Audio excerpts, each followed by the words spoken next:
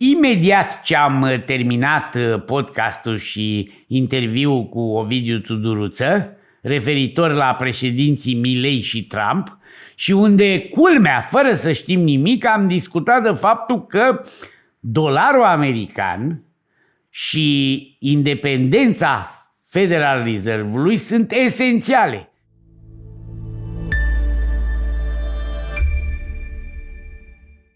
Sunt Cristian Sima și vă aflați pe canalul Feed Your Greed. Astăzi, o nouă ediție din La Palavre cu Ovidiu Tuduruță. Ovidiu. Bine v-am găsit, mă bucur să ne reîntâlnim și înainte să începem să introducem temele de discuție de astăzi, aș vrea să clarificăm câteva dintre reacțiile noastre. În primul rând am citit amândoi toate comentariile și regretăm că ați perceput-o ca pe o ofensă la adresa mea, cel puțin partea de întrerupere. Trebuie să vă dezvălui un element. Noi ne cunoaștem de o vreme și eu m-am obișnuit cu stilul lui Metră. În primul rând, eu vin din școala conservatoare, așa ca formație de valori, în sensul în care eu sunt bucovinean. La mine, în zona, așa am fost crescut, că un domn mai în vârstă întotdeauna are drept prioritar să vorbească. Pe mine nu mă deranjează, ca să aveți și informația asta, nu mă deranjează deloc. Este stilul lui, pe care îl cunosc de 10 ani, m-am obișnuit cu el, iar eu am suficientă răbdare să-mi reiau ideile dacă ele sunt întrerupte sau dacă eu simt că nu mi-am finalizat un gând. Cu toate acestea, am stabilit amândoi că vom încerca să nu ne mai întrerupem, pentru că și eu am întrerupt. De asemenea, am văzut în comentarii și alte greșeli pe care mi le-ați reproșat. V-am înțeles și o să simțiți voi dacă am luat măsuri sau nu. Ce faci, Metră? Bine, te așteptam. Deci azi vorbim despre 4 președinți. Sau vorbim despre ce vrei. Vorbim despre politica internă. Uite, vorbim despre Plahotniuc, a fost... Foarte interesant și asta, m-am uitat la serialul ăla, 8 episoade, am văzut cum l-am descoperit, toate 8 într-o noapte. Da, ai văzut cum își turna colegii? Am văzut. Ce... Dar poate o să facem o emisiune despre Plahotniuc. Astăzi, ideea a fost total a lui Ovidiu, vom analiza în 2-3 episoade, vedem cum le împărțim, câțiva președinți cu ideologii total diferite. Javier Milei, Donald Trump, Vladimir Putin, Xi Jinping. Ovidiu Milei, e al tău. E al meu. Înainte de toate, să știți că încercăm să ne ajustăm în continuare, ne păstrăm, rămânem fideli ideii inițiale de a continua seria La Palavre cu ideologii politice, scopul fiind să ajutăm publicul ce ne urmărește să-și organizeze ideile, cei care nu le-au organizate suficient. Nu plecăm de la premisa că noi avem autoritate de cunoaștere suficientă. Considerăm că totuși aceste informații sunt necesare pentru că există un număr mare, chiar și în comentarii am văzut oameni care vin să ne spună că ele se confundă și că e normal ca aceste ideologii să se confunde. Noi continuăm să considerăm că nu este o idee bună să le mixăm, pentru că fiecare ideologie are un suport teoretic diferit în spate. Mai mult decât atât, fiecare ideologie, așa cum am menționat și în episoadele anterioare, este imperfectă. Scopul e să înțelegem ce valori protejează fiecare și care dintre valorile protejate sunt mai departe valorile cu care noi rezonăm. Am decis să continuăm această serie cu 4 președinți pentru că e un pic mai ușor pentru parcursul unui episod La Palavre să discutăm despre o ideologie plecând de la un exemplu practic, de la un președinte. Azi începem cu Javier Milei, acest nou tânăr rebel al politicii internaționale, care vine să conducă o țară care a adus mult mapamondului. Argentina este o țară exemplu și pozitiv și negativ în toate, de la statul sau cultura care ne-a adus tango, la statul care reușește să acomodeze o populație multinațională, la statul care trece prin multe sesiuni de faliment în ultimii 100 de ani, de asemenea statul care reușește să convingă că poți să fii complet necredibil ca autoritate de reglementare fiscală, la un moment dat nu te mai crede nimeni. Argentina a trecut prin toate episoadele astea. Câteva cuvinte despre Argentina. un stat de 2,8 aproximativ milioane de kilometri pătrați, o populație de 46 de milioane, vorbitori de limbă spaniolă, cu un dialect pe care ei și-l asumă sub o altă denumire, cu o compoziție multinațională. Argentina e formată foarte mult din italieni, din diferiți europeni care părăsesc în diferite momente Europa și găsesc în Argentina un spațiu unde se dezvolte. Cu o economie bazată în principal pe agricultura neprocesată plus agricultură manufacturieră, cu un PIB care are ca procent de construcție veniturile din exporturile agricole, cereale, carne, cereale procesate, agricultură manufacturată, plus Argentina, un stat cu resurse minerale destul de interesante. Este din triunghiul statelor deținătoare de litiu, un relief interesant cu o barieră naturală către ocean din munții Anzi. Cert e că Argentina, un stat latin cu un parcurs stângist în ultimii 100 de ani, în general stângist, cu mici momente de liberalism sau mai degrabă neoliberalism, astăzi aduce în fruntea țării, reușește, fiind iarăși în pragul falimentului a nu știu o câta oară, cu o inflație de peste 200% în 2023, reușește să aducă un tânăr rebel, un promotor al anarhocapitalismului, un liberal radical, care vine să conducă un stat cu un regim politic prezidențial, cu un congres național unde el are o minoritate. Argentina este stat bicameral ca regim de organizare parlamentară.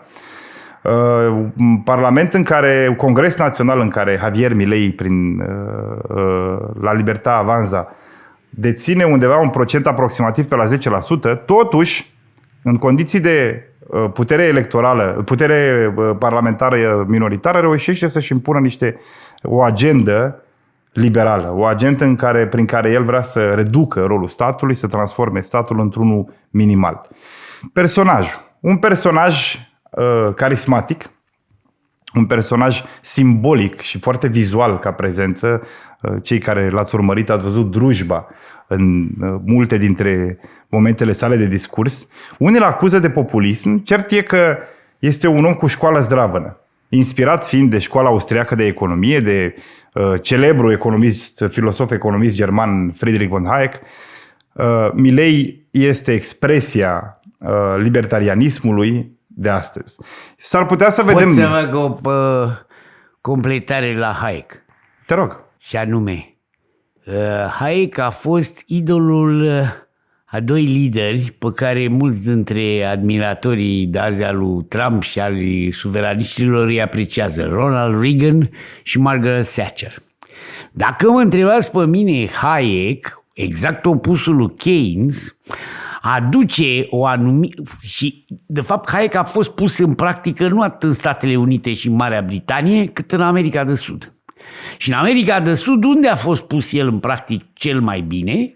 A început pe vremea lui Nixon și a fost pus în practică în Chile după lovitura de stat. Augusto Pinochet.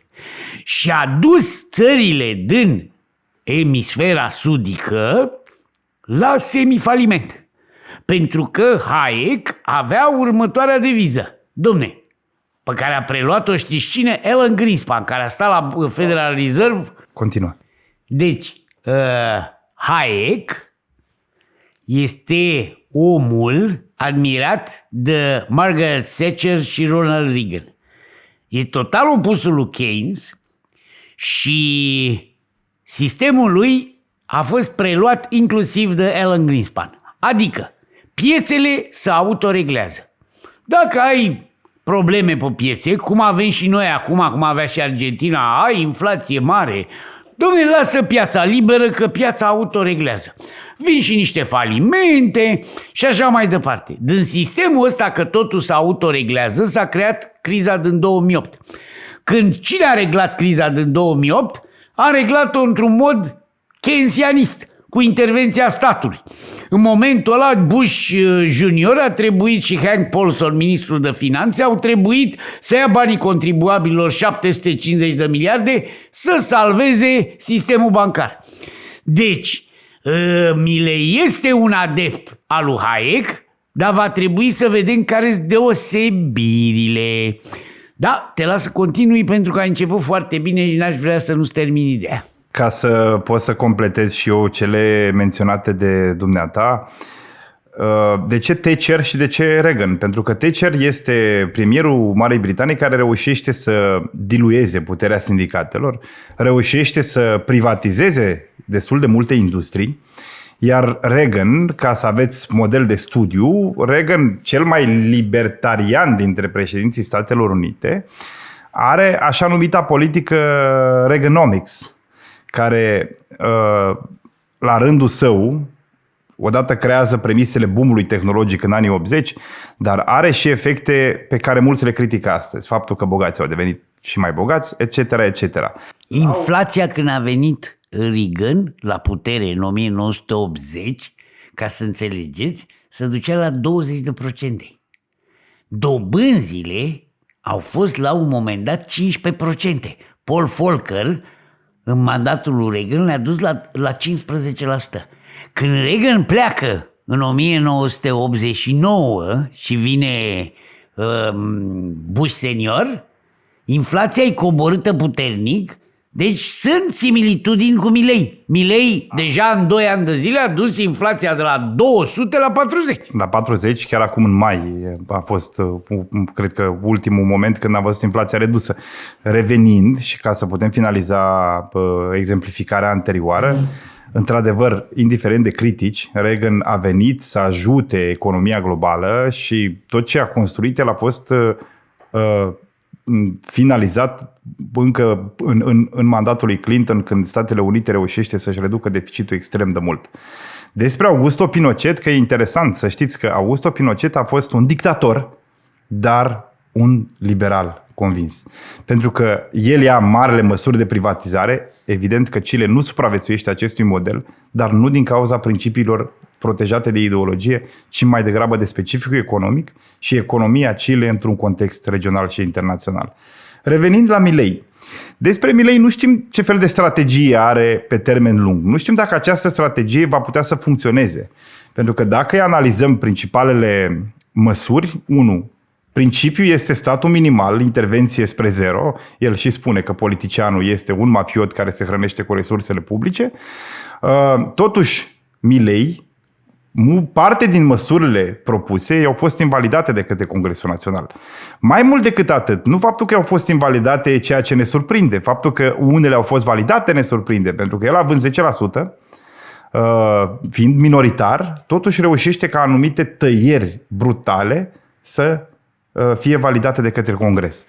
E interesant de ce? Pentru că trebuie să știți ceva.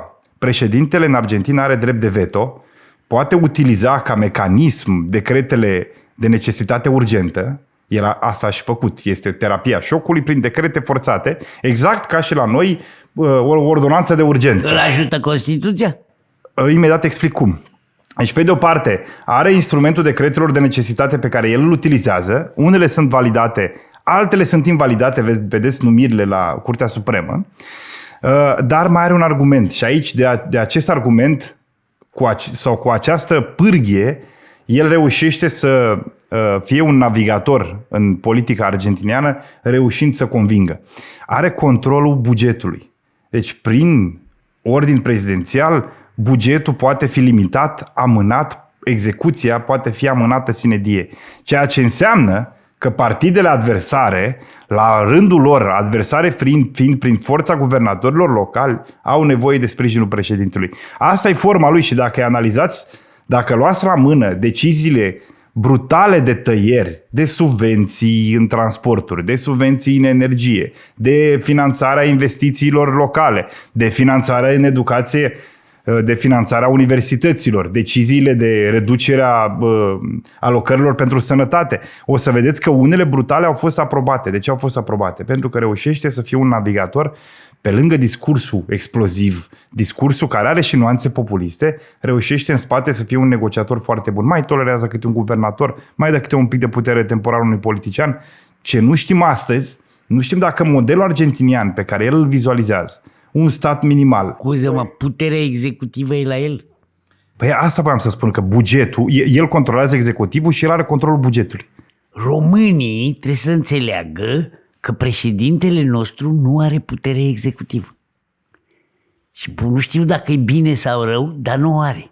Că această Constituție a noastră cu președinte ales de către popor nu duce la o putere executivă. Președintele Franței are putere executivă, dizolvă Parlamentul, Milei la fel are putere executivă, nu dizolvă Parlamentul. Trump are toată puterea executivă, acolo nu se pune problema. Struțo Cămila de Constituție românească face ca președintele să numească primul ministru, după care la revedere. Nu mai are nicio putere executivă. Toată puterea executivă e practic la noi la Parlament, corect? Așa este. Nu, la noi nu la Parlament, puterea executivă, la noi la guvern. Păi da, dar guvernul e pus de Parlament cu votul lui. Doar primul ministru este pus de președinte. Președintele nu poate să schimbe guvernul, pentru că dacă guvernul nu vrea să-și dea demisia și Parlamentul nu-l pică, nici ușor nu poate să facă nimic. Și s-a dovedit asta. Ce îmi ceri dumneata, într-adevăr vrei să explici că de facto puterea executivă, controlul puterii executive e mai mult în Parlament decât la președinte. Evident, asta. Ele constituțional sunt separate ca puteri distincte. Revenind la Argentina lui Milei, el având controlul bugetar, respectiv controlul executivului, având un drept de veto pentru deciziile Parlamentului, având pârghia decretelor de necesitate urgentă, el știe să o utilizeze. Acum, ce își dorește? Ce a reușit până acum? A reușit să taie cheltuieli. A reușit să taie în 2024 undeva la 5% din PIB din cheltuielile publice, ceea ce a convins destul de mult Fondul Monetar Internațional să deblocheze tranșe. Reușește de data recentă să obțină un sprijin de la Trump, un purcoi de bani și ce își dorește pe termen lung e o dolarizare a Argentinei, o eliminare a băncii centrale. Dar hai pentru o dezbatere care să țină cont de context, vrei să detaliezi cum reușește el acum să-l convingă pe Trump să-i dea o grămadă de bani?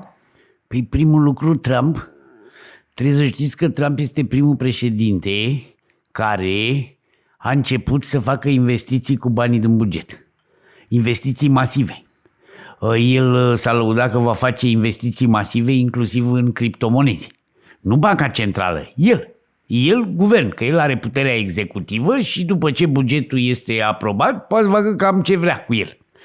Și una dintre investițiile lui Trump este să facă un swap de 20 de miliarde de dolari în moneda argentiniană și să cumpere cu banii în moneda argentiniană, în pesosul argentinian, titluri de stat, adică datorie publică a Argentinei. Adică o țară care are 37 de trilioane de dolari datorie, mai ia niște bani cu care cumpără datoria altei țări, o țară săracă. Mișcarea asta îi dă, nu gură de aer, îi dă un purcoi de oxigen lui domnul Milei, pentru că imediat după anunțul, nici măcar n-a pus-o în practică, Trump, ce se întâmplă? Pesosul sare cu 3% față de dolar, iar titlurile de stat în Argentina, dacă continuă așa, vor fi o afacere bună și pentru Trump, titlurile de stat în Argentina care dau 49% dobândă, se revalorizează brusc cu aproape 15%. La ora actuală, titlurile de stat argentiniene, față de inflație și față de dolar, dau cu 6% mai mult decât titlurile de stat americane. Și atunci Trump poate să zică, m-am împrumutat în dolari la 4,5%, dar uite că eu reușesc să obțin 10% investind dolari, e adevărat că 20 de miliarde la trilioanele americanilor de datorie nici nu contează. Dar pentru el e o investiție bună. Și Trump este tocmai inconsecvent în chestia asta. Pe de-o parte spune, domne, străinii, dar uite, îi dă lui Milei că e prieten cu el, îi dă bani. La fel cum Trump ce v-a spus? drill baby drill, nu vrem energie verde și așa mai departe, știți unde a investit ultima investiție acum 2 zile Trump banii? În Lithium Canadian. Lithium Americas, companie canadiană care deține o mină de litiu în Nevada, unde Trump a anunțat că a investit banii contribuabililor americani, acțiunea a crescut 89% ieri și 25% azi. Am văzut știrile înainte să ne apucăm de podcastul ăsta. Deci, cu asta se ocupă Trump. E adevărat că uneori mai investește și în propria lui criptomonedă și mai face și niște bani personali, dar până la urmă e un investitor și cu investițiile astea face ce vrea în lume. Pentru o țară... De la cine a copiat că ajunge la altul? De la chinez. Chinezul este cel mai mare investitor cu banii contribuabililor chinezi pe piețele externe. Cuvântul de nou la tine cu Milei. Este de ajutor pentru o țară dependentă de exporturi un pesos puternic prin măsura asta? Nu, dar pesosul are nevoie întâi de o credibilitate. Dacă pesosul crește la infinit, e un lucru rău, e ca la japonezi. Până și japonezii au dorit să-și devalorizeze ienul și au reușit în ultimii 4 ani să treacă de la 70 de yen la dolar la 155. Ideea e următoarea. Și noi ar trebui, dacă vrem să încurajăm exporturile, să avem o monedă slabă.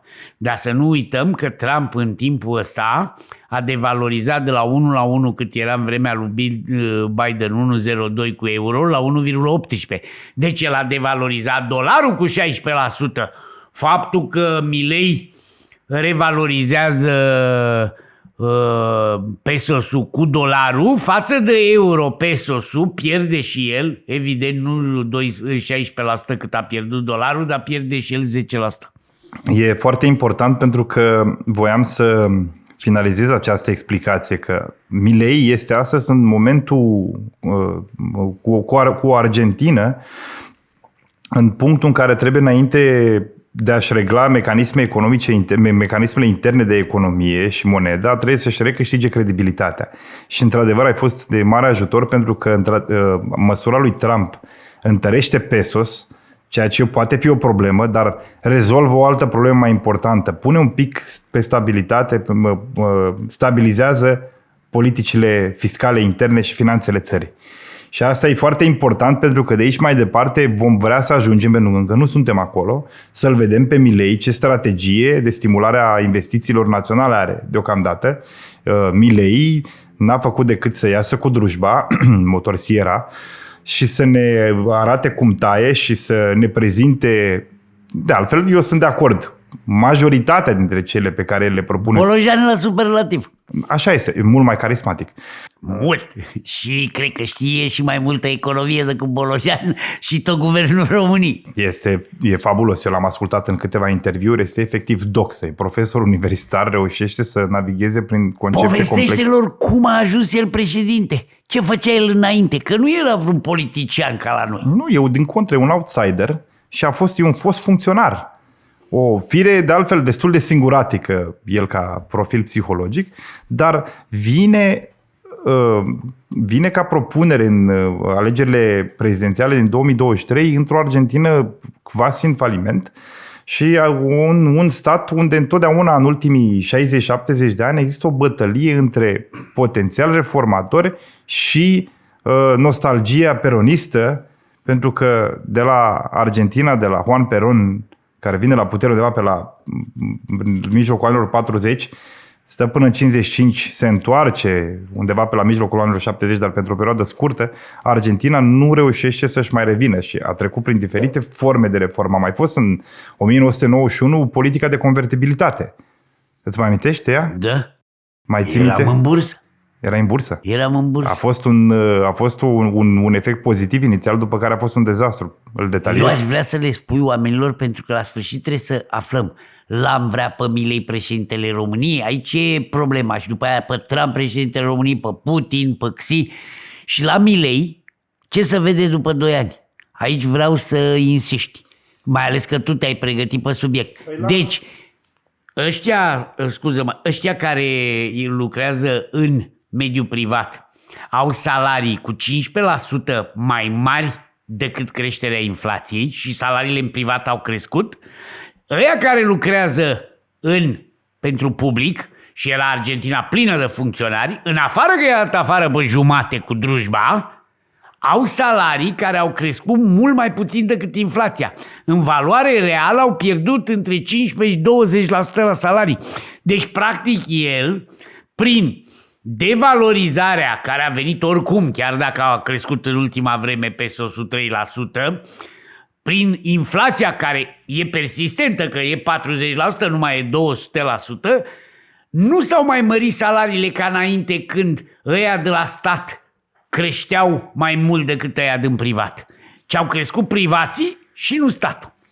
La noi e invers. Hai să împărțim puțin cele două momente în care putem să-l vedem pe Milei. Odată Milei vine pe un climat de finanțe complet instabile, necredibile, un stat care reușește să ajungă la o inflație demnă de Zimbabwe în perioada lui Mugabe.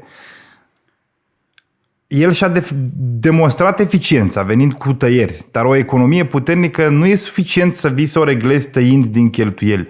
Hai să vedem, să-l așteptăm pe Milei și cum stimulează, pentru că încă nu s-a întâmplat nimic aici. Ba mai mult decât atât. Am avut o scădere economică în 2024 și avem în 2025 totuși o creștere de 5,5%. De unde se poate zice, dom'le, a suferit un an? Pac! Cum zice și Trump, că de-aia e prietenul lui Milei, băi, suferiți în aprilie că s-a prăbușit bursa la 4800, dar uite, de acolo până aici a crescut 40%. Toată lumea câștigătoare. Uite, aici putem avea o discuție lungă, pentru că eu nu cred că modelul economic argentinian bazat pe agricultură, în principal, e un model care poate să aducă creștere economică sustenabilă. Da, a crescut și va mai crește încă vreo 2 ani, pentru că a tăiat din cheltuieli.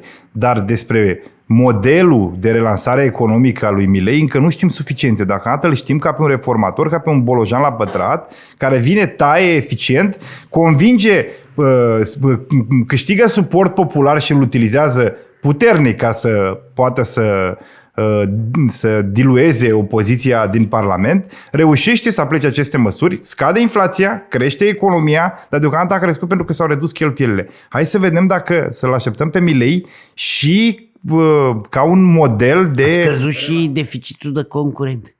Culmea e, a scăzut și la Trump în primul an. Și la el și la Trump. Chestie foarte importantă pentru țări care importau mai mult decât exportau. Unde vreau să concluzionez, este sănătos pentru o țară cu finanțe complet instabile, un reformator cu tendințe anarho-capitaliste, pentru că acest profil de profesionist va face ordine repede.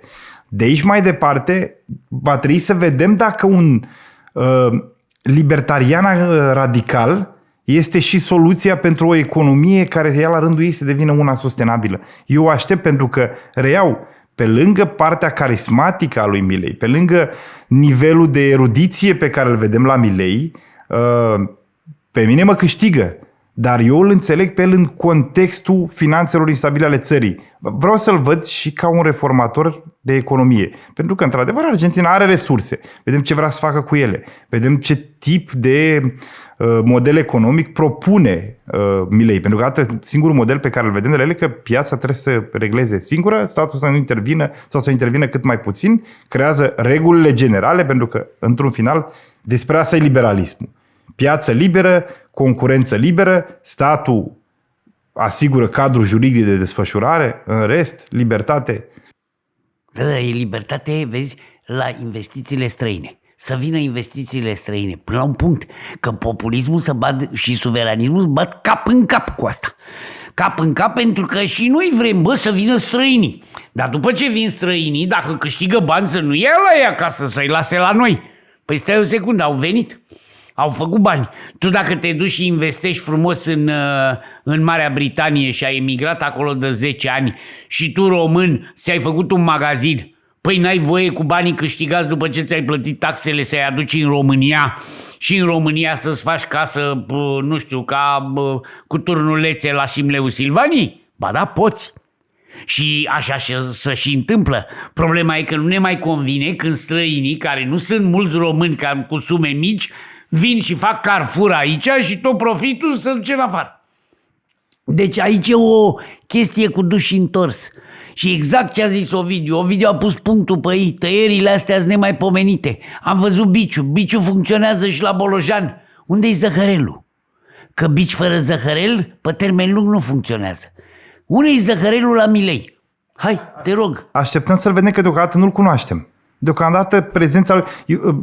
De aceea spuneam mai devreme că are și mici nuanțe de populism, pentru că are discursuri multiple în care vorbește împotriva globalizării, vorbește despre statul puternic, având mici nuanțe de discurs, evident, nu de măsuri suveraniste, dar la final de zi și el își face treaba, uite, cu banii lui Trump, cu banii Fondului Monetar Internațional. Și cu un sector privat care îl iubește. Tocmai de aia, că au crescut salariile în privat și alea de stat nu. Și asta doresc suveraniștii români. Domne, să nu mai dăm ajutoare, să nu mai dăm aia și aia la stat să fie tăiați.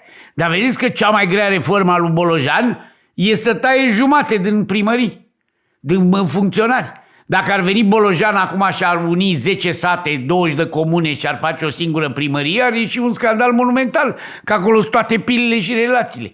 Deci statul asistențial argentinian a fost tăiat cu drujba. Mai mult, în momentul în care tu desființezi funcții de stat, desființezi funcții la stat, scuză-mă, desființezi pile și relații. Recunosc că și eu aș face la fel. Până aici funcționează, doar că eu am dubii și uite, o să încerc să fiu puțin mai concret. Am dubii pentru că astăzi trăim modelele economice de succes, ele toate au diferite forme de subvenționare în economie. Ori dacă ne uităm la principiile lui Hayek, pe care Milei le înțelege foarte bine, pe ele sunt împotriva ideii de subvenție, ăla e protecționism, acolo deja e Keynes. Ideea e cum faci să fii competitiv. Țara lui Hayek, Statele Unite, Ovidiule, ce au făcut în criza din 2008 au fost mai comuniști decât comuniștii. Absolut. Noi avem voie să luăm de la buget 100 de miliarde de la buget. 110 e tot bugetul României, dar nu contează. Și să-l dăm frumos să salvăm sistemul bancar? Nu! Aoleu! Cum să facem așa ceva? Că ajutăm, oprim libera concurență, ne oprește Uniunea Europeană. Ce a făcut domnul Hank Paulson în criza din 2008? A luat 750 de miliarde și le-a dat la bănci ca să cumpere între ele, să salveze una pe alta și a crăpat doar Lehman Brothers. A mai și tipărit bani, vreo 4 trilioane, puțin față de pandemie când nenea Trump a tipărit 12 și cu asta basta.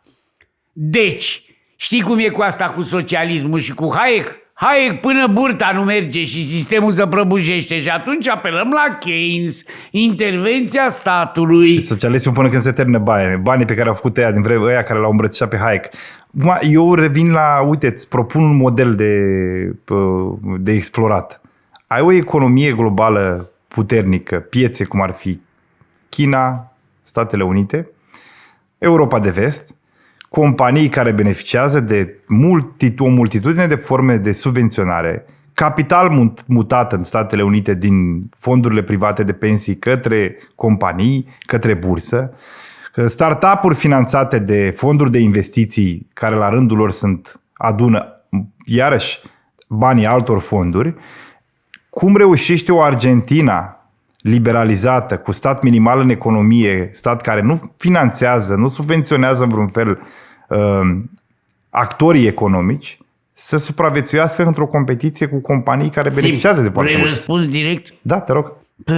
Pot să mă și autocitesc. Banii, în 2008 am spus așa, banii s-au terminat și democrația odată cu ei. Să poate în Argentina, că banii s-au terminat, să terminaseră dinainte de Milei. Milei a venit cu drujba, dar drujba era la el. De ce nu se poate în România, unde și în România banii s-au terminat? Pentru că Bolojan nu poate să stea singur cu drujba. Are doar lanțul. Are doar lanțul.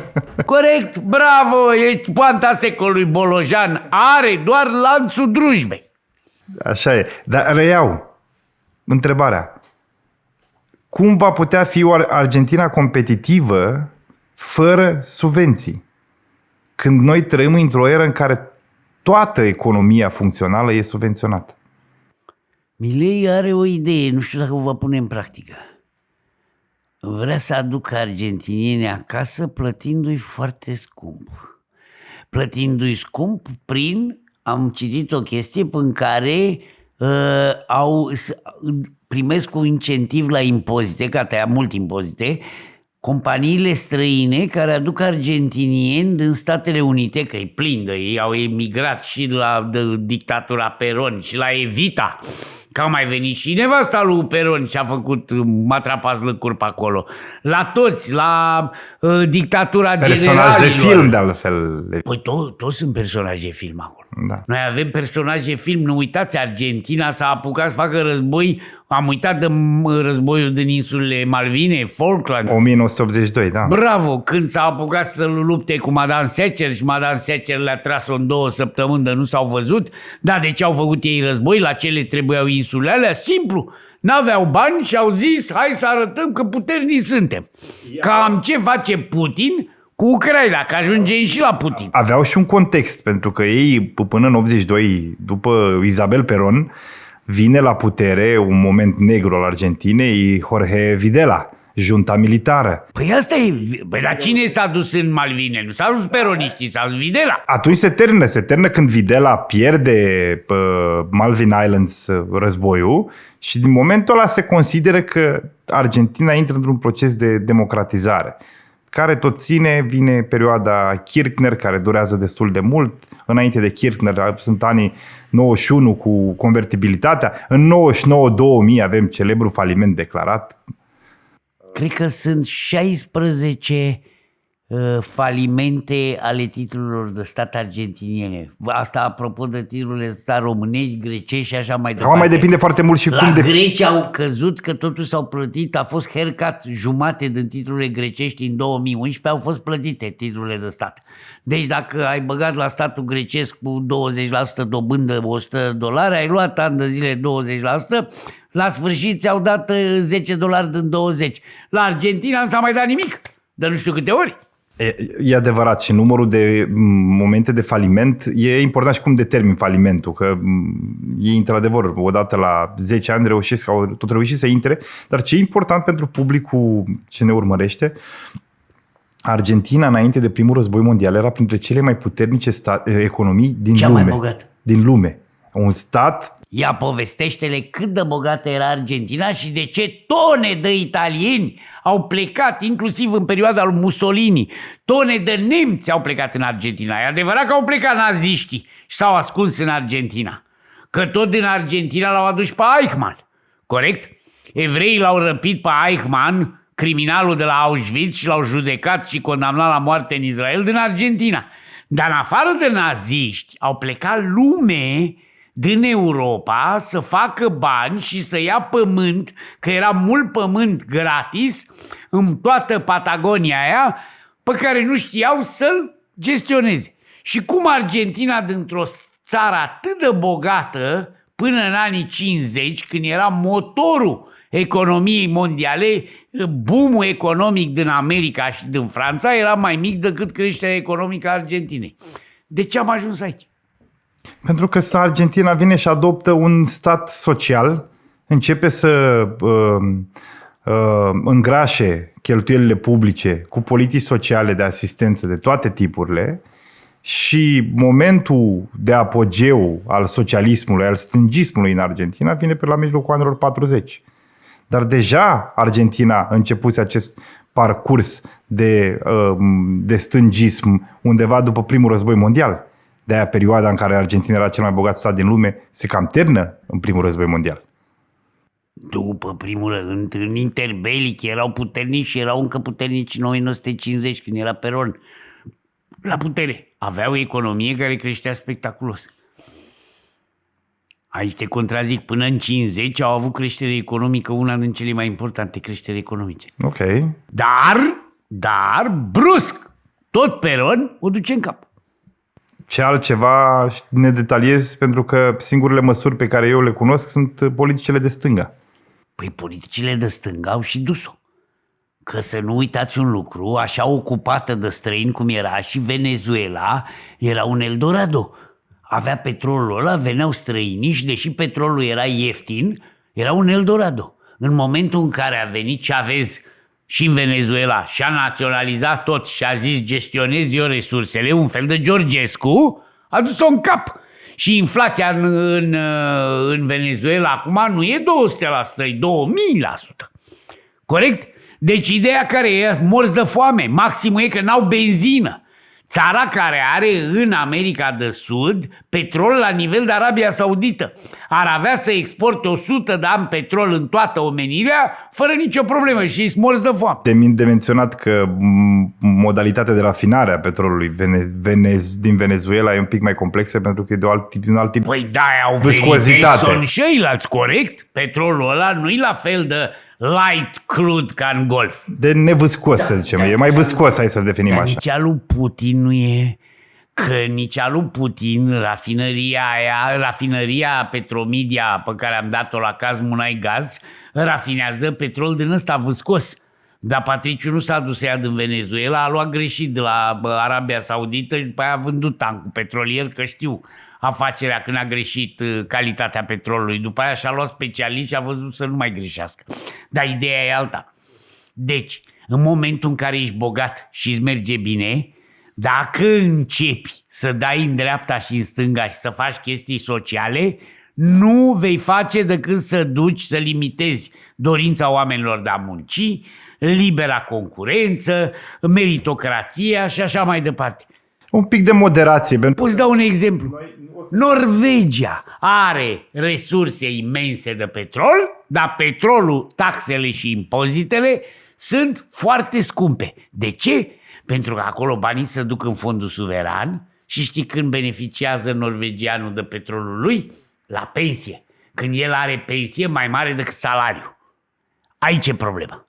Deci norvegienii au ales, munciți mă oameni buni, dar din resursele noastre vă asigurăm o pensie liniștită, dincoace vă dăm noi din tot ce vindem resursele naturale ale țării, dar la un moment dat să termină, voi nu mai munciți, ca în Venezuela nu mai muncea nimeni. Păi să extragea petrol și samba. Știi povestea cu Fidel Castro? Fidel Castro când a venit la putere le-a spus cubanezilor samba no, trabajo si, samba no, trabajo si. Și au început samba no, trabajo si și au transformat-o în samba. Deci asta e cea mai bună glumă, dar gluma dracu e adevărată.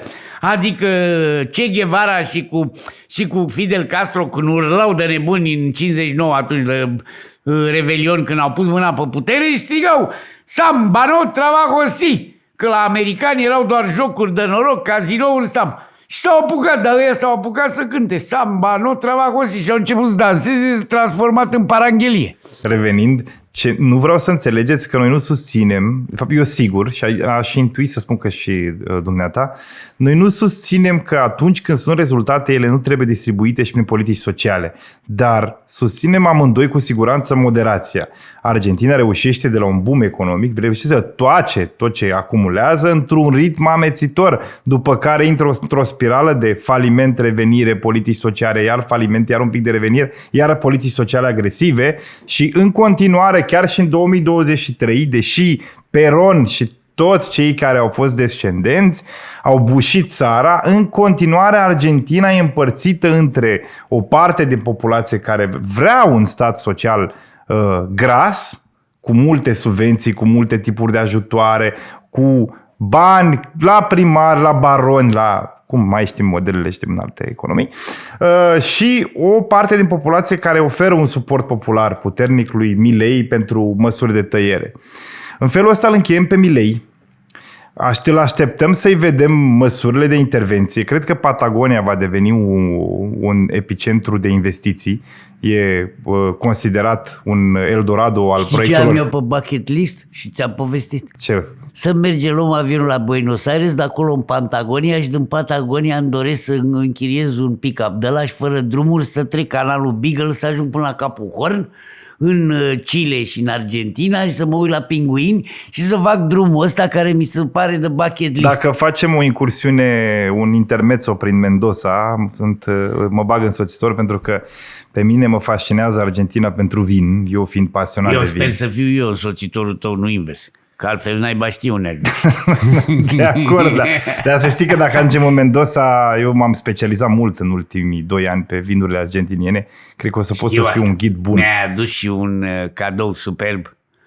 Încă nu l-am băut, te aștept. Pentru că eu nu mai beau deloc de vreo 10 ani, dar te aștept pe tine. Facem o pauză scurtă ca să spunem o poveste despre vin.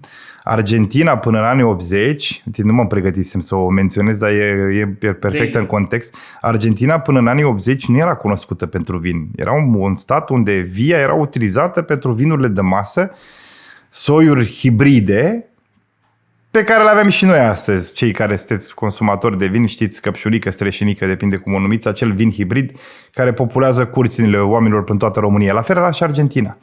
Doar că, la un moment dat, un descendent dintr-o familie de imigranți italieni, familia Zapata, finalizează universitate de profil agronomic în California, coleg și prieten de generație cu modernizatorul vinului în Statele Unite, cel care pune California pe harta vinului, pune Napa Valley pe harta vinului internațional, vine cu o inovație. Redescoperă în Argentina și potențează un soi pierdut de europeni în perioada virusului Phylloxera.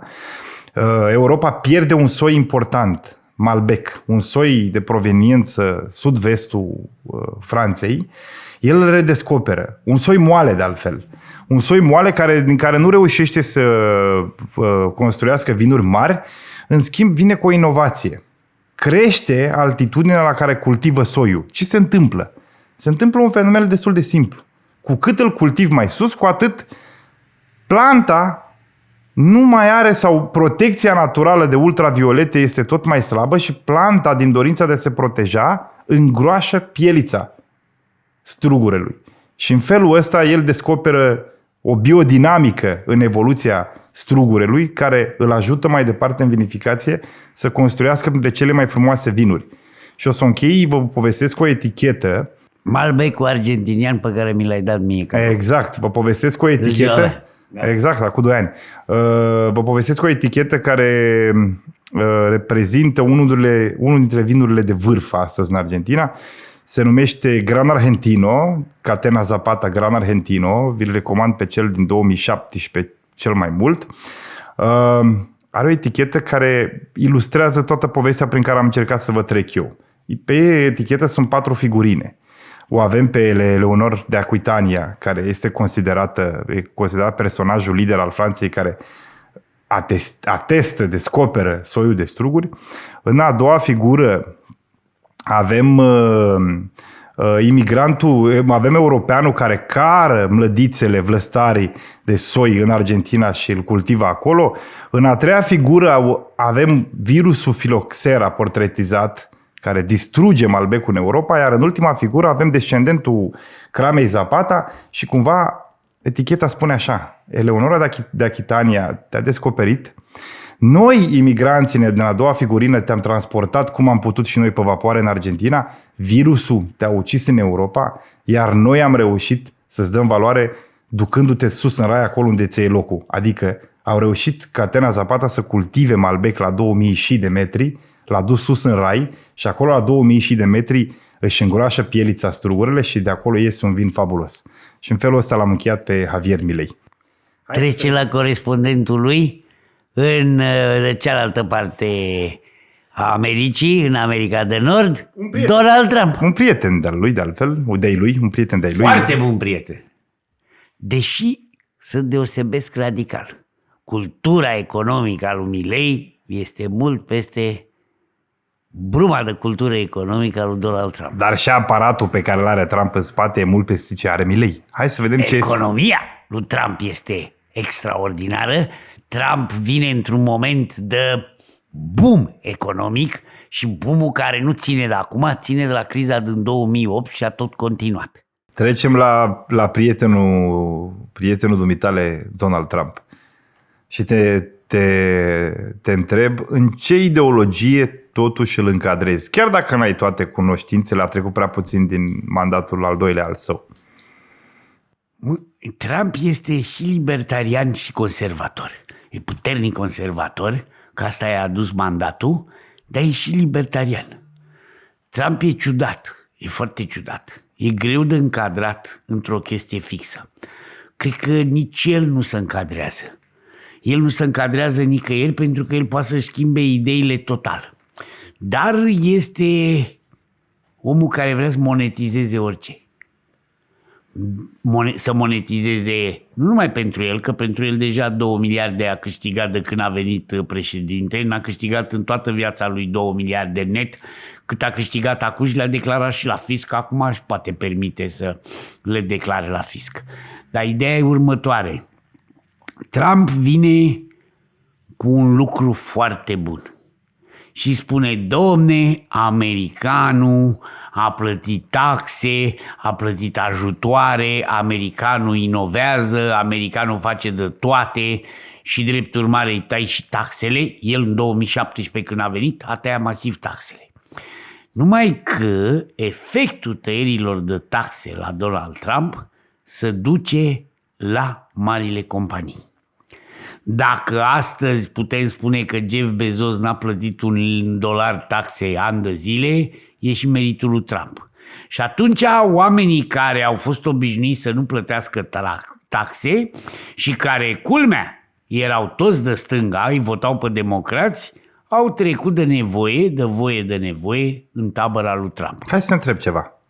Ce America găsește el acum la începutul celui de-al doilea mandat și unde vrea să o ducă? El găsește o Americă liberală, cu anumite reglementări, dar o Americă în pragul unui fenomen ciudat, dar poate binevenit. America lăsată de colaboratorii lui Biden, că nu Biden a guvernat-o aia 4 ani, să terminăm cu asta. America lăsată de colaboratorii lui Biden este o Americă care se pregătește să lupte împotriva monopolului. În momentul în care miliardarii trec în tabăra lui, îi pun o singură condiție, nu te legi de monopolurile noastre. Și culmea e, Trump nu numai că nu se leagă de ele, ci le accentuează puternic. Investițiile astea enorme, eu astăzi, înainte să vii tu aici, am făcut un clip cu celebra investiție de 850 de miliarde de dolari pe care o face Microsoft, OpenAI, Nvidia, Oracle și SoftBank. Și această investiție, dacă o analizați un pic, e un fel de suveică financiară. Este prima suveică și cea mai mare suveică din istoria omenirii. Băieții au învățat de la Mike Fastov, de la Enluron și dacă vreți vă învăț inclusiv în România cum să vă îndatorați. Cu cât vă îndatorați mai mult, cu atât vă scade gradul de îndatorare din bilanț. Numai că pentru chestia asta Enronul a crăpat, Mike Fastov a ajuns 100 de ani în pușcărie și ăilalți au ajuns de la Enron în pușcărie și de obicei chestia asta se termină prost. La noi e foarte bine aplicată cum să mă îndatorez și să scadă nivelul de îndatorare de bani imobiliare. Cât piața ține în sus și duduie, lucrurile merg bine. Când piața se duce jos, e o problemă. Dacă la Trump, de-aia Trump e disperat să taie dobânzile. De ce e disperat când să taie dobânzile? Că deja a creat o bulă. Bula era creată și de predecesorii lui.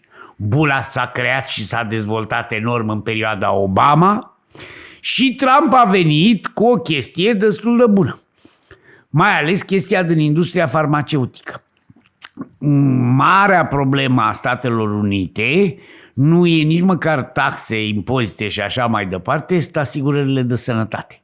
Acolo americanii ar trebui să plătească $2.000-3.000 pe lună dacă vor să aibă topul asigurărilor de sănătate, ceea ce pentru un om de rând e imposibil, iar pentru firmele care angajează, dacă nu se cheamă Nvidia, Microsoft, Google și așa mai departe, e iar imposibil.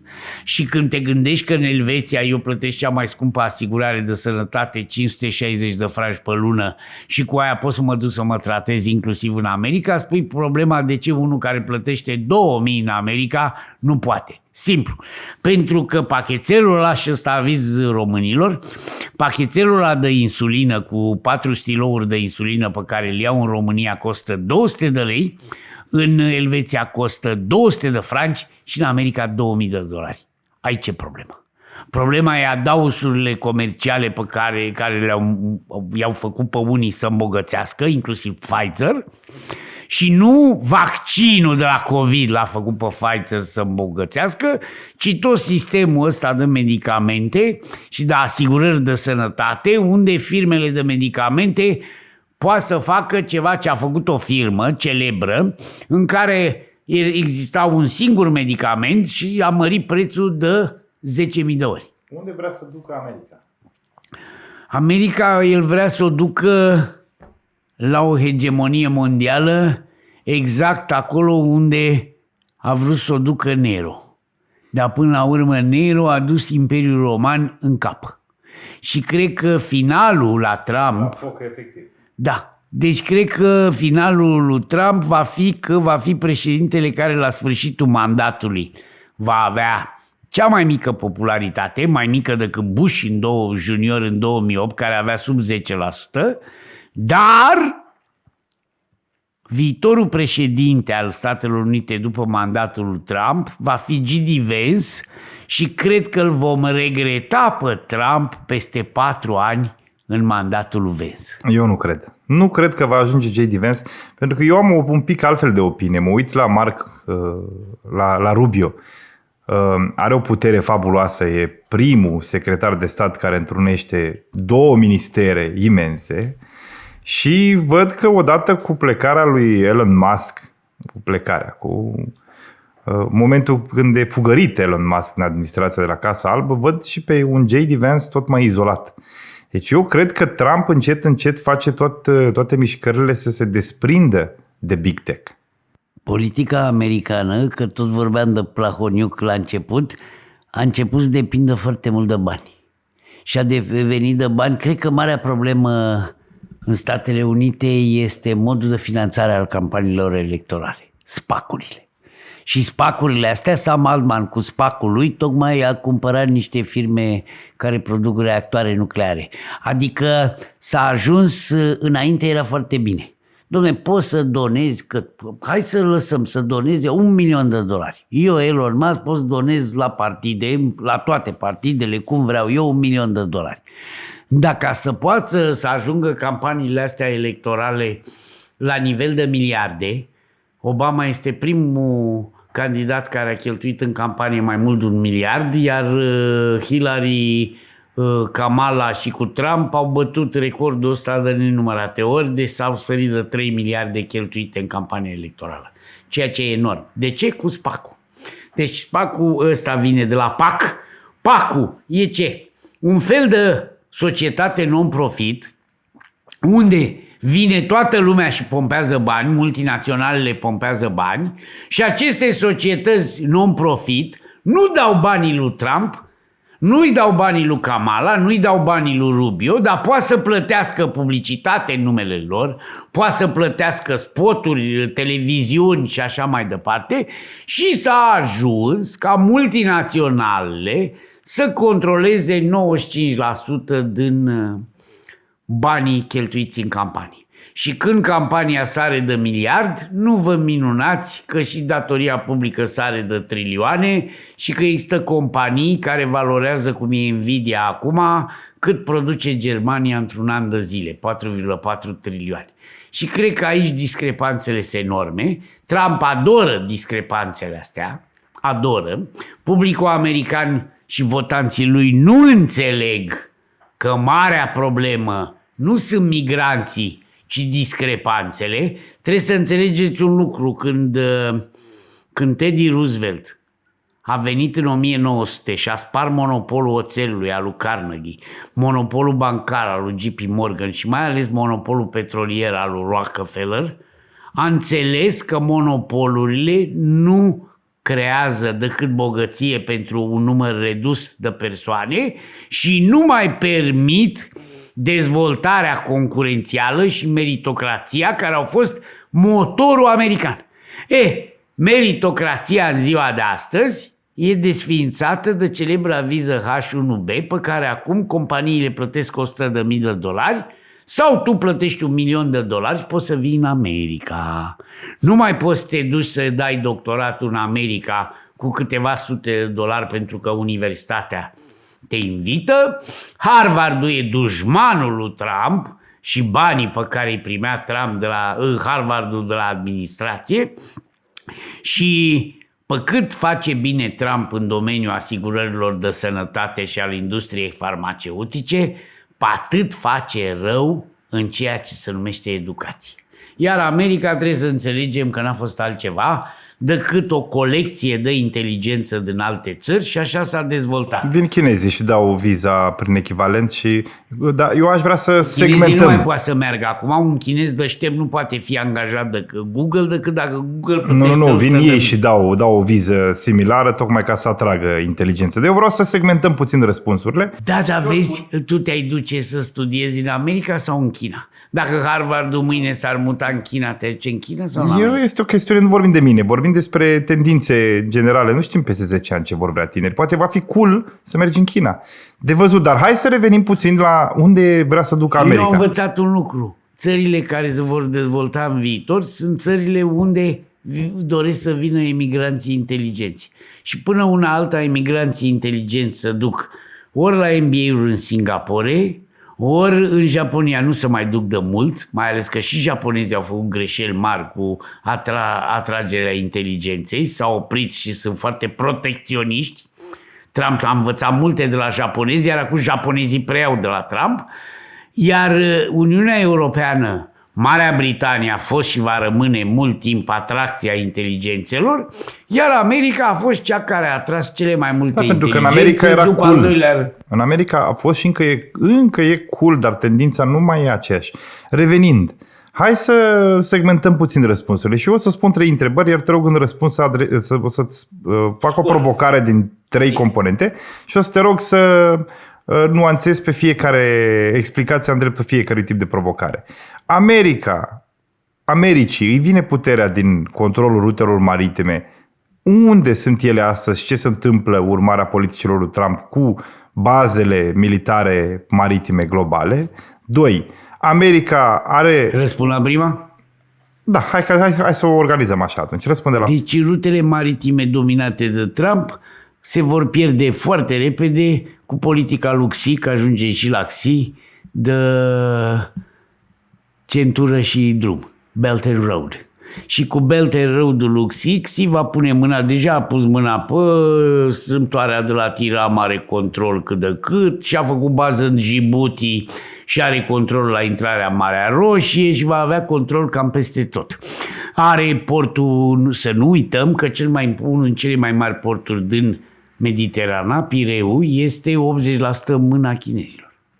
Iar Trump a pierdut enorm. Dreptul de proprietate. Din punct de vedere militar, încă Mediterana e full sub controlul Din punct de vedere militar, american. China e în urma Americii cu încă 50 de ani. Din punct de vedere militar, pentru că tehnologia aia fabuloasă a EU e tot în mâna americanilor și au aplicat-o și în militarie, așa că... Stai că ai răspuns un pic, că vii și spui așa, că ei reușesc din operațional să-și instaleze baze. Deci asta e o contrapondere a controlului maritim.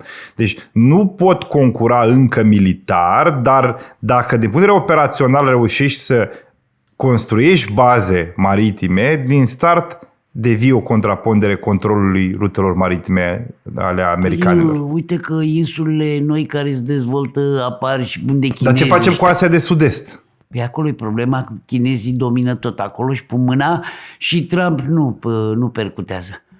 Trump nu percutează la nimic. Să spun de ce. Idealul lui Trump e să fie și el dictator. E mai dictator și mai puternic Milei decât Trump. Pentru că democrația aia lui Trump, care l-a adus la putere, îl împiedică în ceea ce el vrea să facă. Și acum problema e, va rămâne democrație în Statele Unite? Aici întrebarea, îl împiedică din ce? Ce vrea să facă? Păi ar vrea, de exemplu, acum să nu negocieze nimic cu democrații și să ridică plafonul de îndatorare. Și nu poate. Atât de rău e încât întâlnirea cu cei doi lideri ai opoziției democratice a anulat-o acum, ieri. Ieri a spus nu mai mă întâlnesc cu ei, mă duc eu în Parlament cu bugetul meu și fac ce vreau. Știind foarte bine ca să mărească îndatorarea, pentru că s-a atins plafonul maxim la care se poate îndatora America, la ăstea 37,5 de miliarde, de trilioane, pardon, că nu mai știu zerourile, trilioane de dolari, și ca să mai adauge 2 trilioane, are și nevoie de voturile democraților. Și în ciuda acestei chestii, el vrea politică de forță. E important că ai explicat, pentru că majoritate simplă are deja, doar că îi trebuie majoritate calificată. Majoritate simplă are, dar chiar și majoritatea aia simplă are 2 senatori, că acolo are 52 la 48, plus pe Vance, care votează totdeauna cu el, logic, pentru că Senatul American are 100 de membri. Dacă e 50-50, decide Vance, vicepreședintele. Asta se întâmpla când era 50-50 și decidea Kamala pe vremea lui Biden. Acum e în favoarea lui Trump.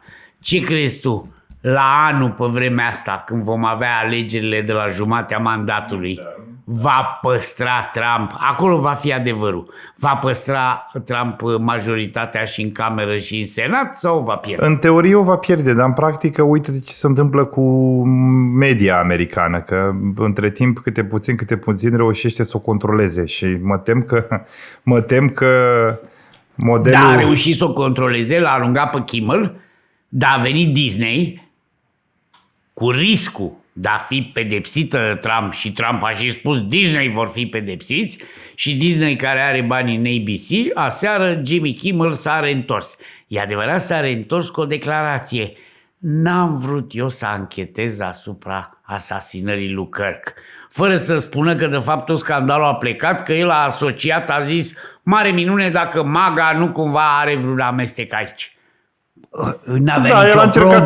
N-avea nicio probă, nu trebuia să o spună, dar reacția lui Trump a fost... E chiar mai simplu, el vine și spune că familia ucigașului de fapt e o familie republicană.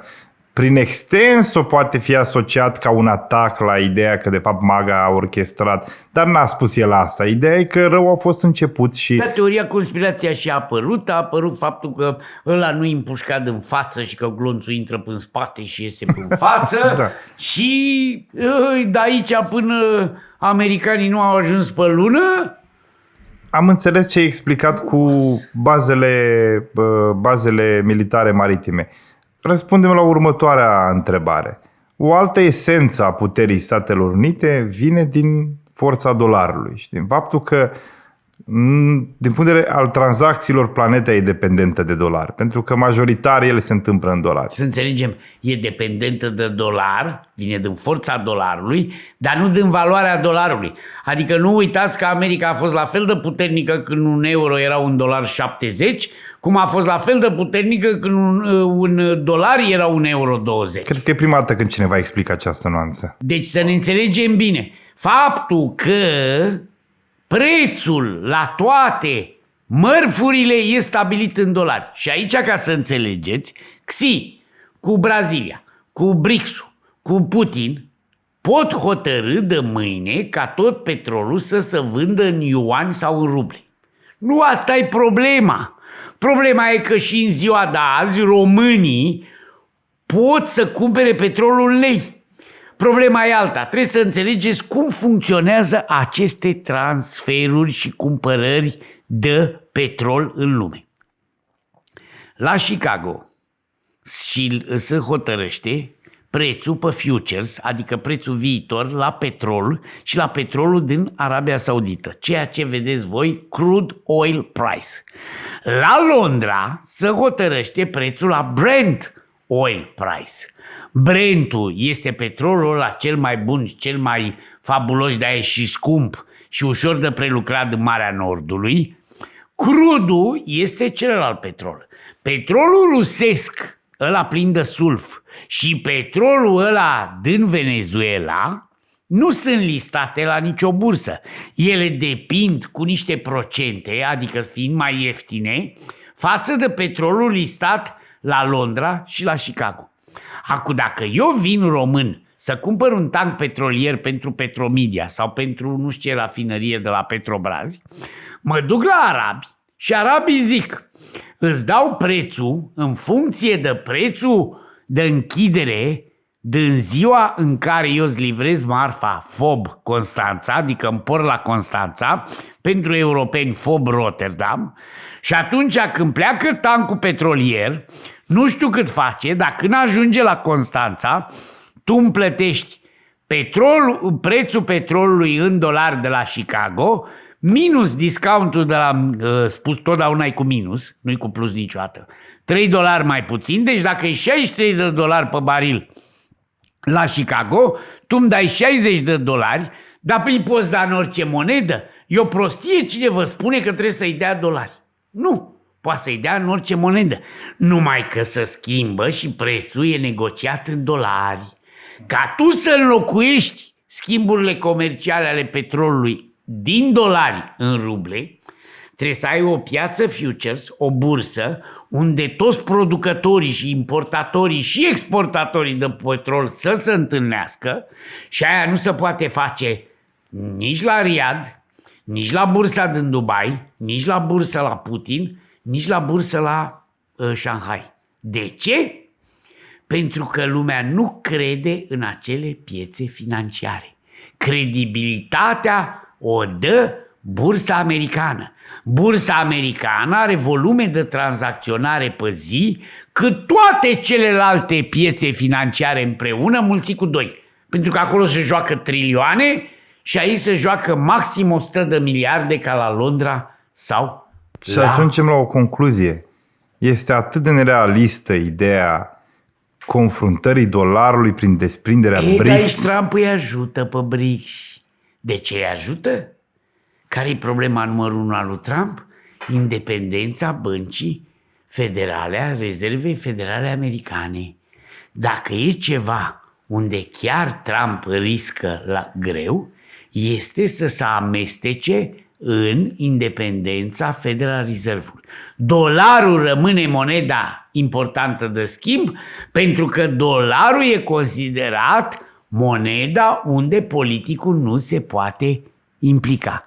Dar cum Trump vrea să hotărească el dobânzile, cum Trump tocmai a pus un om la Banca Centrală și acel om este în continuare plătit de către guvernul lui drept consilier al lui Trump, ceea ce a produs un scandal imens pentru că unul care lucrează la Federal Reserve nu trebuie să aibă niciun contact cu politica, chiar dacă e numit de președinte, că și Powell e numit de președinte. Trump vrea să-l dea jos pe Powell, ori legea spune îl numești, dar nu poți să-l schimbi și el acolo e pus doar ca să se ocupe de ce? De inflație și de șomaj. Iar faptul că Federal Reserve a tăiat dobânzile și a declarat sus și tare, nu le-am tăiat pentru că a scăzut cât trebuie inflația, le-am tăiat pentru că a crescut peste cât trebuie șomajul.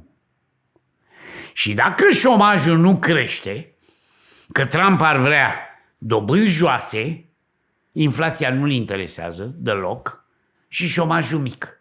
Păi șomajul mic vine cu inflație mare. Momentan a devalorizat dolarul și foarte bine pentru exporturile americane. Dacă dolarul continuă să devalorizeze și dacă dobânzile scad, se va devaloriza, atunci Trump are o altă problemă, exact ca la Milei, exportă mult, importă puțin, le face probleme celorlalți japonezilor și europenilor, pentru că ăia și-au întărit și-au devalorizat moneda față de dolar. Asta era problema lui Trump la tarife. Zicea, chinezul și-a devalorizat moneda și de-aia exportă. Europeanul și-a devalorizat moneda. Acum el își devalorizează dolarul.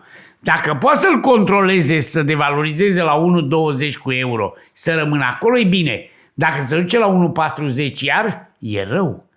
Că atunci pică încrederea în dolar, lumea va vinde dolari și degeaba faci tu tranzacții în dolari, că poți le faci și în lei, dar dacă leul devine leu tramvai, dacă dolarul nu mai are lumea încredere, nu în el, în Federal Reserve la început, toată politica lui să duce pe apa Deci extragem o esență, o intervenție a lui ca om politic până la urmă nu face decât să ajute BRICS, dar până atunci încă e nerealistă confruntarea între BRICS și dolar. Încă e o...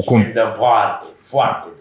E foarte importantă nuanța asta, pentru că există... Lumea trebuie să înțeleagă că putem să vindem cafeaua în real brazilieni, dar prețul la care se stabilește cât valorează cafeaua e la Chicago și e în dolari. Tu poți să schimbi, chinezul poate să cumpere în yuani cafeaua braziliană. Dar cum negociază? Brazilianul ce să-i ceară? Dăm prețul peste 3 luni la ce? Păi n-are decât un singur preț de referință. Atât timp cât ora exactă să dă la New York, pe Wall Street, degeaba ceasurile sunt fabricate în Elveția. Să știi că eu ți-aș pune exact explicația asta așa aș posta-o pe toate rețelele, pentru că astăzi, atât în Europa, în zonele de anti-America e promovată această teorie că BRICS e foarte aproape să înlocuiască dolarul și eu am mai încercat să mai spun că să crezi că BRICS poate înlocui dolarul e ca și cum ai crede că Patriarhul României va fi șeful Băncii Centrale. E exact aceeași proporție. Problemă. BRICS a strâns 100 de miliarde ca să facă Banca Mondială a BRICS-ului, care să înlocuiască Banca Mondială și FMI-ul, care acum sunt, deși conduse de franceze, americani, ce sunt ei indieni, că e indian la Banca Mondială, dar sunt controlate de acționarul majoritar a FMI-ului, care e Statele Unite. Da. De acord? Da. Și că au strâns 100 de miliarde să facă ei o bancă nouă. Știi care e culmea ironii? Au strâns 100 de miliarde în dolari. Deci eu vreau să înlocuiesc dolarul și vreau să fac o bancă să-i facă concurență și pun capitalul în dolari. Și 100 de miliarde e cam puțin, mult prea puțin, și și-au dat seama că în afară de chinez, nici Putin, nici brazilianul, cu atât mai puțin sud-africanul, n-au decât să scobească pe buzunar să pună alea. Și 100 de miliarde au pus-o în dolari. Maximul e, n-au făcut nimic de 4 ani de când au pus 100 de miliarde. Ce crezi că au făcut cu 100 de miliarde? Asta e altă curiozitate. Nu știu. Au cumpărat titluri de stat americane.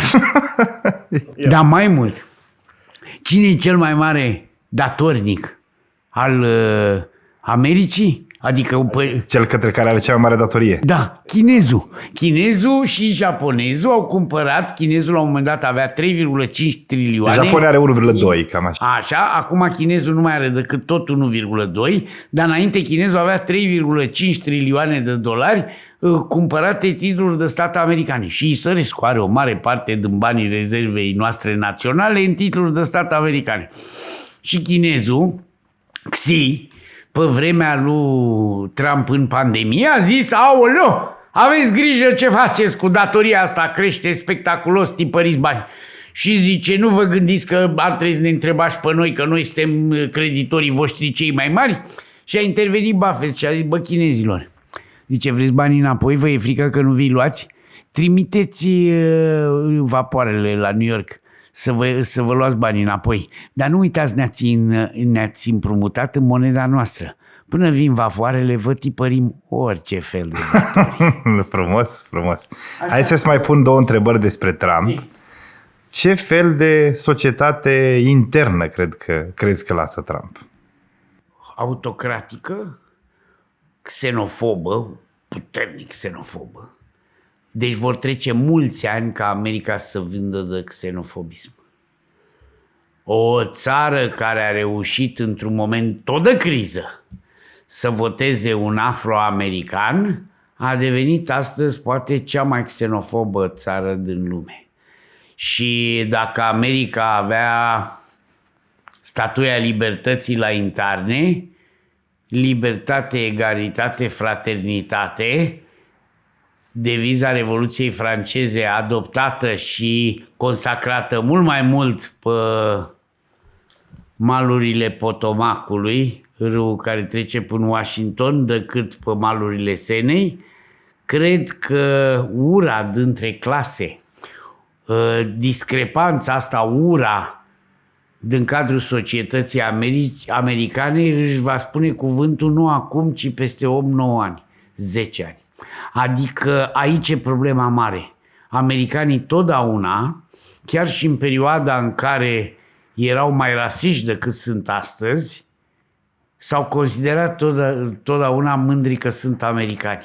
Acum există unii care părăsesc Statele Unite, evident sunt ăștia anti-Trump, iar alții care vor să-i dea afară pe anumiți cetățeni americani. Când se pune problema să-l dai afară pe Elon Musk, că nu-i de acord cu tine, deși cetățean american, sau pe cei 2 CEO-uri care au venit invocând originea lui sud-africană. Da, și dincolo cei 2 indieni celebri, Pichai de la Google și cu Nadella de la Microsoft, îți dai seama că tu vrei să decapitezi cu acești 2 indieni cele mai importante multinaționale americane. Păi acționarii ăia americani l-au pus la conducere pe indian. Oare de ce? Că e mai deștept decât americanii născuți, crescuți și educați în Statele Unite. Concluzionăm spunând că va fi o America autocrată pentru că falia din societate nu va putea fi controlată decât în maniera asta. Când a căzut Imperiul Roman? Când a devenit autocratic. Cam asta e. Și o ultimă întrebare, pentru că asta ne interesează. America este umbrela Europei de securitate.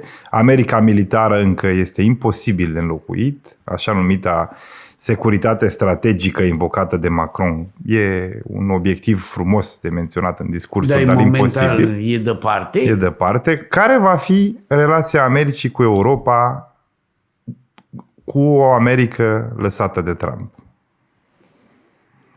Europa va merge pe drumul ei, va fi dominată de puterea franceză și germană, iar Germania, care va mări datoria publică de la 60% din PIB la 120% din PIB, așa cum vrea actualul cancelar, și care va băga $1 trilion în armament, va deveni din nou puternică și, să spun drept, mi-e mai frică că se înarmează așa de mult Germania decât că ne părăsește America.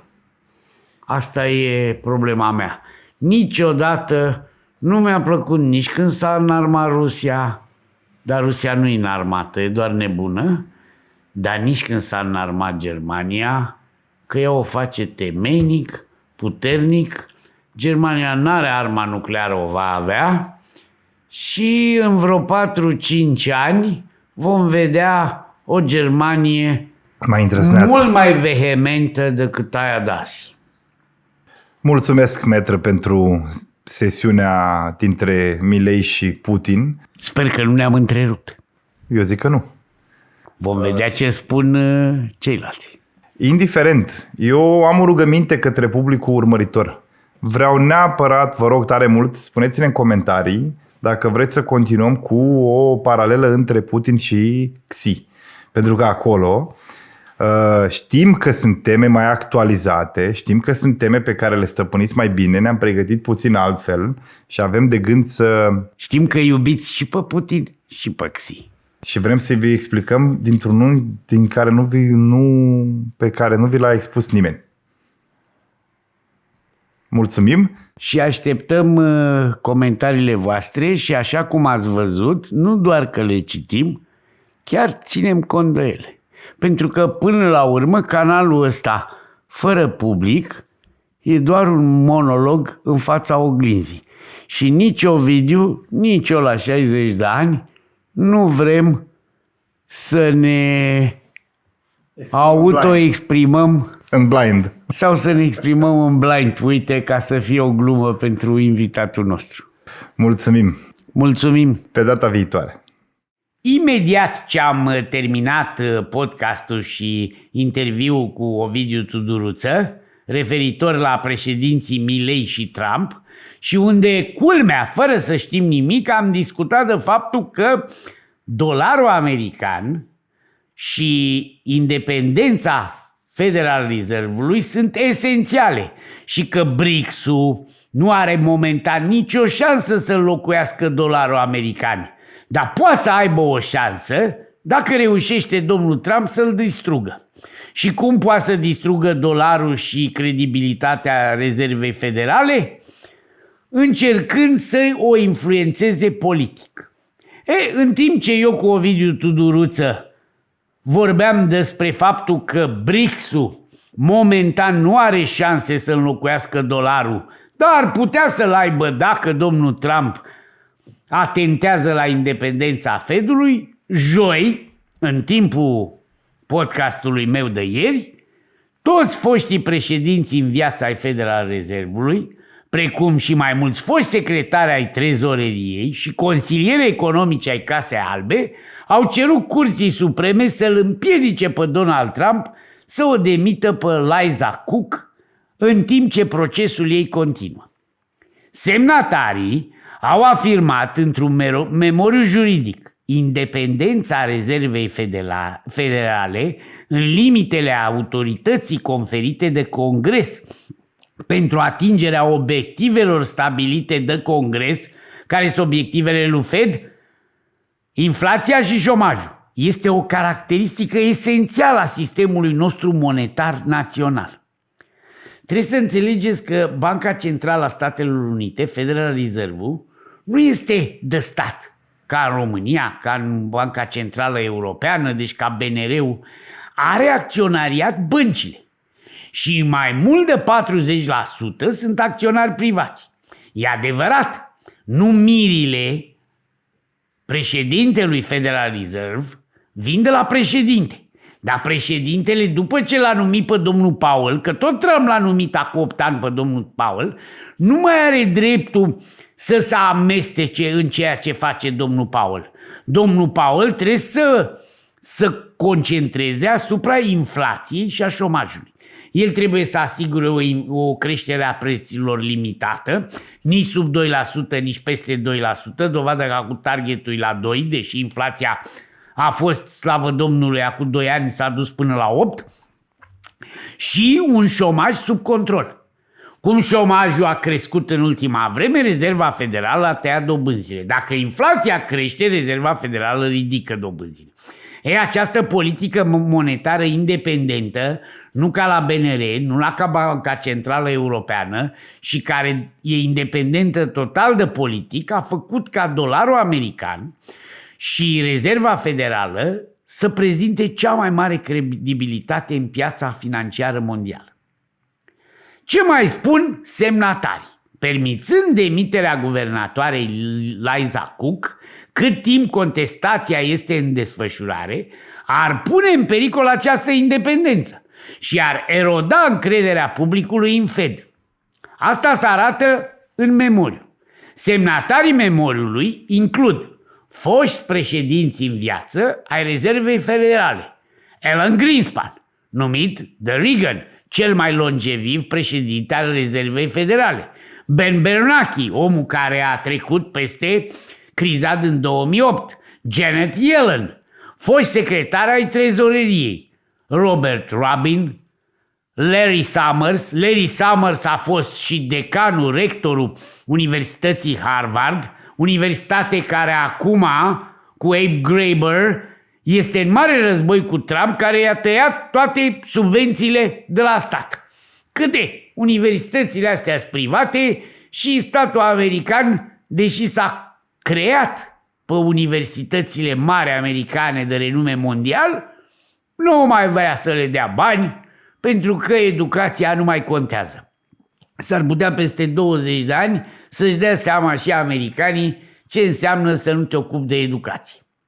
Deci Robert Rubin, Larry Summers, Hank Paulson, faceți aminte cine a condus în timpul lui Bush Junior, cine a fost secretar al trezoreriei? Hank Paulson, omul care a luat 750 de miliarde de la contribuabil și a salvat sistemul bancar. Că dacă nu-l salva, totul se ducea de râpă. E adevărat, a fost cea mai comunistă mișcare să iei bani de la contribuabil să salvezi băncile private, dar altă soluție nu știu dacă ar fi existat. Jack Lew sau Timothy Geithner, foști șefi ai Consiliului Economic al Casei Albe. Uitați-vă, Glenn Hubbard, Graham Mankiw, Christina Romer, Cecilia Rose, Jared Bernstein și Jason Furman. Deci, consilieri economici ai Casei Albe, numiți atât de președinți republicani, cât și de președinți democrați. La fel ca și Ben Bernanke numit de Bush Junior republican, Alan Greenspan numit de Ronald Reagan și așa mai departe. Janet Yellen a fost numită de Obama. Și fostul guvernator al Fed, Dan Tarullo. Membrii grupului, ca să nu mai vorbim că tot aici au mai semnat și 6 laureați ai Premiului Nobel pentru economie, membrii grupului au servit și au fost numiți atât de președinți democrați cât și republicani. Economiștii Ken Rogoff, Phil Gramm și John Cochrane au semnat de asemenea memoriu, alături de Phil Gramm, republican și fost președinte al Comitetului Bancar din Senat, inclusiv sub mandatul lui Donald Trump. Primul. Memoriul subliniază că permiterea demiterii lui Cook acum ar expune rezerva federală influențelor politice, erodând astfel încrederea publică în independența Fed și punând în pericol credibilitatea și eficiența politicii monetare a Statelor Unite. Depunerea acestui document coincide cu termenul limită de joi ora 16 Eastern Time, până la care avocații lui Cook trebuiau să răspundă argumentele Departamentului de Justiție, care susține că Trump ar trebui să poată să o demită din Consiliul de 7 membri ai Fed. În timp ce Curtea Supremă decide dacă președintele are motive legale pentru această acțiune. Trebuie să aibă niște motive extraordinare, nu știu, a comis o crimă, a fost așa. Care-i problema cu Liza Cook? Liza Cook și-a făcut 2 împrumuturi la casă, cum ar fi prima casă, și nu a menționat care-i prima casă.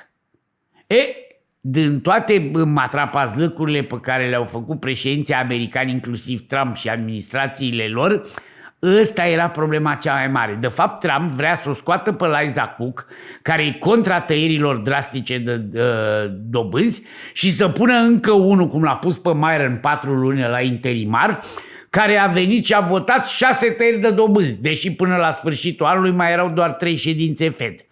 Ăla săracul nici n-a înțeles bine cum funcționează Fed-ul. E adevărat că Fed-ul se poate întâlni și peste noapte și poate tăia și de la 4% la 0%, cum ar dori Trump.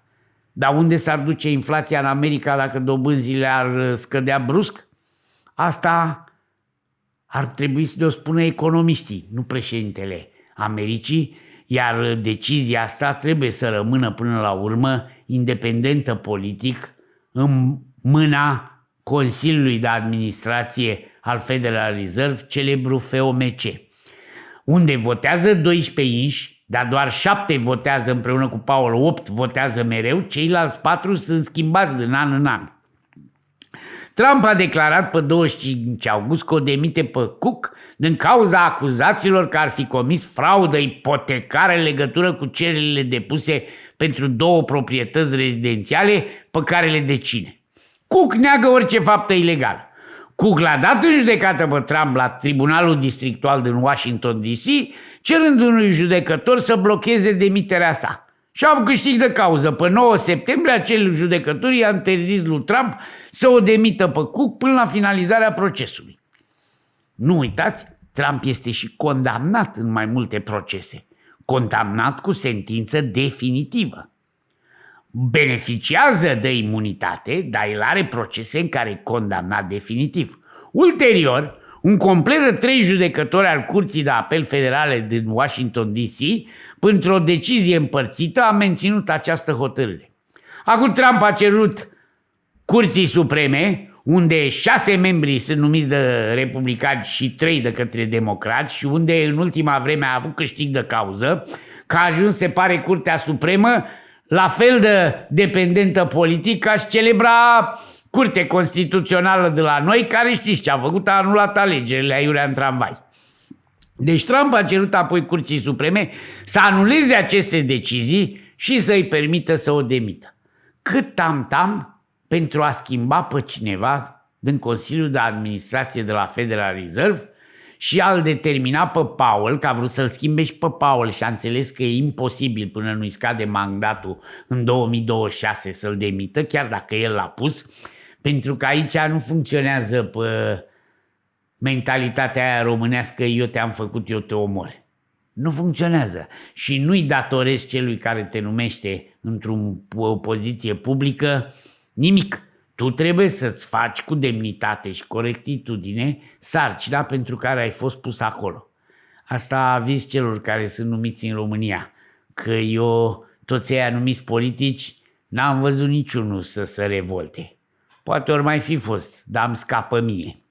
Așa că, dacă cumva Trump va continua în ciuda acestei scrisori și a opiniei publice de specialitate din America, atât democrată cât și republicană, va continua să influențeze deciziile Rezervei Federale, dolarul va suferi mult, iar economia americană și mai mult. Orice se poate întâmpla, orice criză poate fi evitată în America și în lume, atât timp cât omenirea mai are încredere în ceva. Și până una alta, cu toate tarele ei, și Fed-ul și bursa de pe Wall Street reprezintă cea mai credibilă piață și bancă centrală din lume. E adevărat, nu sunt perfecte, dar până acum nu a inventat nicio altă țară ceva mai independent politic decât astea. Numai că Trump vrea să strice și jucăria asta și încrederea asta. O să vedem ce iese. Toate bune!